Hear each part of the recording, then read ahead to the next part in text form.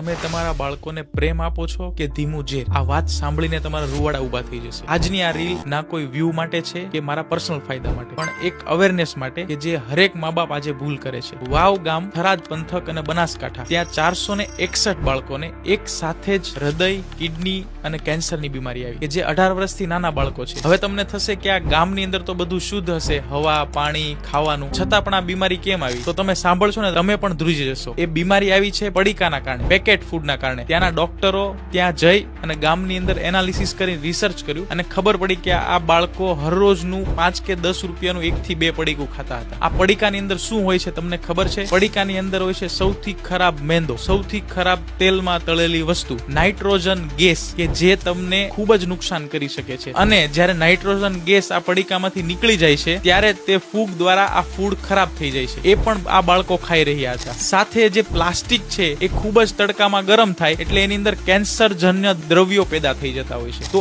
આ છે મેઇન પડીકા, જે તમે તમારા બાળકોને 5 કે 10 રૂપિયા આપી અને છૂટા થઈ જાવ છો અને બાળકોને મજા પડી જાય છે. પણ આજે ચેતી જજો કે જો તમે રોજ બાળકોને પડીકા આપો છો તો તમે આજે પણ તમારા બાળકોને બચાવી શકો છો. જેટલો પણ નાસ્તો બહારનો ખાય છે એની જગ્યાએ તમે ઘરનો નાસ્તો આપી શકો છો. ઘરે બધું જ બની શકે છે. કમસે કમ તે શુદ્ધ તો હશે. તો આ રીલને વ્યૂ માટે નહીં કે કોઈ પણ ફાયદા માટે નહીં, પણ દરેક મા બાપને શેર કરો કે જે રેગ્યુલર પડીકા ખવડાવે છે, તો દરેક મા બાપ એમના બાળકોને બચાવી શકે અને આજથી તે આ સુધારો લાવી શકે. જય હિન્દ, જય ભારત.